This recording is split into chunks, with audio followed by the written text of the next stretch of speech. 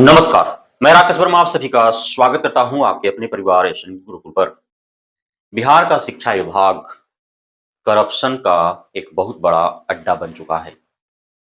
हमें नहीं लगता कि बिहार के शिक्षा विभाग के अधिकारियों के द्वारा जितना घूसखोरी और कमीशनखोरी की जा रही है, जिस प्रकार से पूरे विभाग में भ्रष्टाचार व्याप्त है, भारत के किसी अन्य प्रदेश में के शिक्षा विभाग में भी इस कदर घूसखोरी, कमीशनखोरी और भ्रष्टाचार हो रहे होंगे। खुल्लम खुल्ला बिहार के 534 प्रखंड के बीओ और 38 जिला के डीओ डीपीओ के द्वारा किसी न किसी मद में शिक्षक शिक्षिकाओं से वसूली किए जा रहे हैं। कहीं शिक्षक शिक्षिकाएं दबी आवाज में ये बात स्वीकार कर रहे हैं, तो कहीं खुले तौर पर एसएस सिद्धार्थ को शिक्षा विभाग को पत्र लिख करके अपने प्रखंड, अपने जिला के पदाधिकारियों के विरुद्ध वे शिकायत दर्ज कर रहे हैं। प्रत्येक दिन शिक्षा विभाग के कंट्रोल रूम में जो शिकायतें जाती हैं, 500-700 शिकायतें, उसमें से आधा से अत्यधिक जो शिकायतें होती हैं, वे शिकायत सिर्फ इसी बात को लेकर के होता है कि बीओ के द्वारा, डीओ के द्वारा, डीपीओ के द्वारा, एमडीएम निदेशक के द्वारा, तो अन्य जो आउटसोर्सिंग एजेंसियों के माध्यम से बहाल कर्मी हैं, जो अधिकारी हैं, उनके द्वारा किसी न किसी काम के एवज में उनसे पैसा लिया जा रहा है, उनका आर्थिक दोहन किया जा रहा है, उनका मानसिक शोषण किया जा रहा है। बावजूद इसके, चाहे के पाठक जैसा सख्त एसीएस हो या फिर डॉक्टर सिद्धार्थ के जैसा कड़क, ये जो बिहार के BO, DO, DPO, DPM, BPM, BRP एवं अन्य जो शिक्षा विभाग से जुड़े हुए अधिकारी कर्मचारी हैं, वे सुधरने का नाम नहीं ले रहे हैं। अब तो आउटसोर्सिंग एजेंसियों से बहाल जो कर्मी और अधिकारी हैं, उनको 31 मार्च से सेवाएं समाप्त कर दी जाएंगी। बच जाएंगे सिर्फ शिक्षा विभाग के जो जिला शिक्षा पदाधिकारी है, प्रखंड शिक्षा पदाधिकारी हैं, जिला कार्यक्रम पदाधिकारी हैं, अन्य जो प्रखंड स्तर, जिला स्तर के शिक्षा कार्यालय के जो कर्मी हैं, वे ही। लेकिन वे कहां कम हैं, चाहे डाटा एंट्री ऑपरेटर हो, चाहे लेखपाल हो या अन्य कोई कर्मी हो। जहां जिसे मौका मिलता है, सरकारी विद्यालय के भोले भाले शिक्षकों के मजबूरी का फायदा उठाते हैं, उनका आर्थिक शोषण और मानसिक शोषण करते हैं। आखिर क्यों कम नहीं हो रहा है? क्यों शिक्षकों से भी घूस लिए जा रहे हैं? अभी जो शिकायतें आ रही हैं, आपने देखा सुपौल के जो प्रखंड शिक्षा पदाधिकारी, सुपौल के एक प्रखंड का प्रखंड शिक्षा पदाधिकारी के विरुद्ध जो शिकायतें गई, उसके बाद से उनका जो आरोप था वो सिद्ध हुआ और उनको निलंबित कर दिया गया। मुजफ्फरपुर में एक जंग छिड़ा हुआ है वहां के भाजपा विधायक और वहां के डीओ के मध्य। भाजपा के विधायकों का कहना है कि जो डीओ है मुजफ्फरपुर का, वो एक नंबर का भ्रष्टाचारी, घूसखोर और कमीशनखोर है। उसके द्वारा जिला भर के सरकारी विद्यालयों में कराए गए कार्य के एवज में जो है वो घूसखोरी, कमीशनखोरी की गई है। शिक्षकों को आर्थिक दोहन करता है, मानसिक शोषण करता है।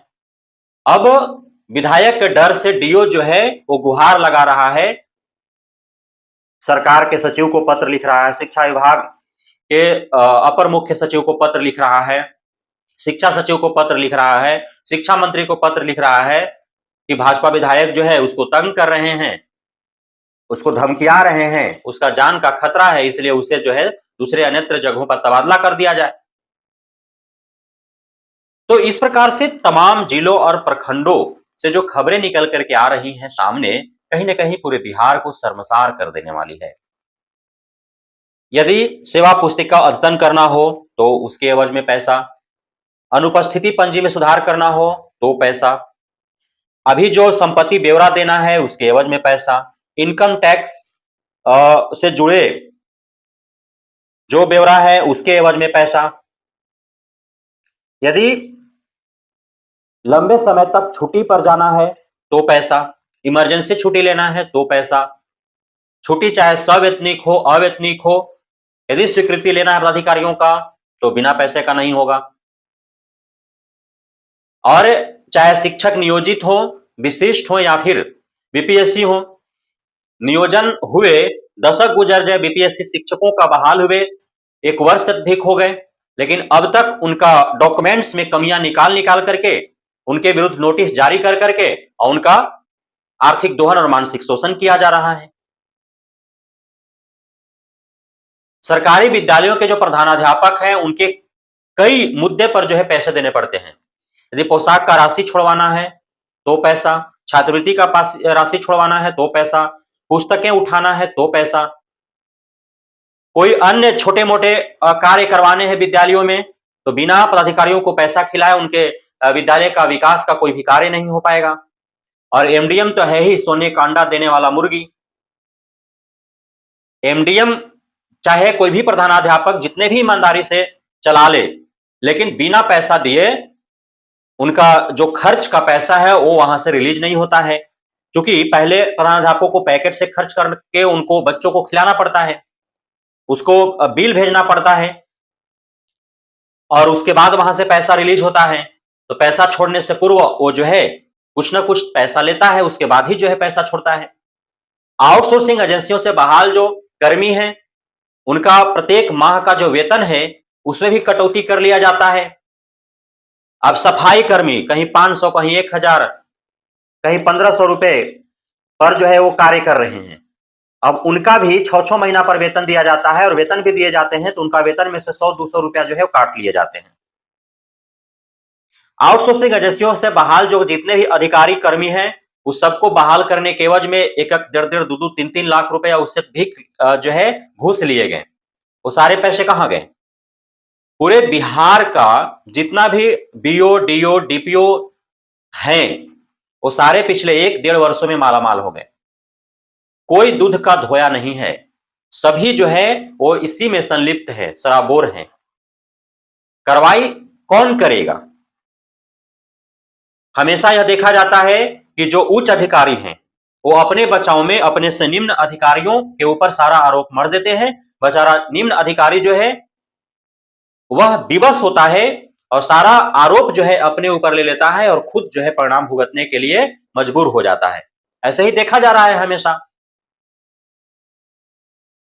अभी जो आउटसोर्सिंग एजेंसियों से बहाल कर्मी और अधिकारी है ये और आसान हो गया है, जो विभागीय अधिकारी पदाधिकारी है उनको कमीशनखोरी और घूसखोरी करने में, भ्रष्टाचार करने में, क्योंकि सबका जो आरोप है वो इन आउटसोर्सिंग एजेंसियों से बहाल कर्मियों अधिकारियों पर मढ़ दिया जा रहा है।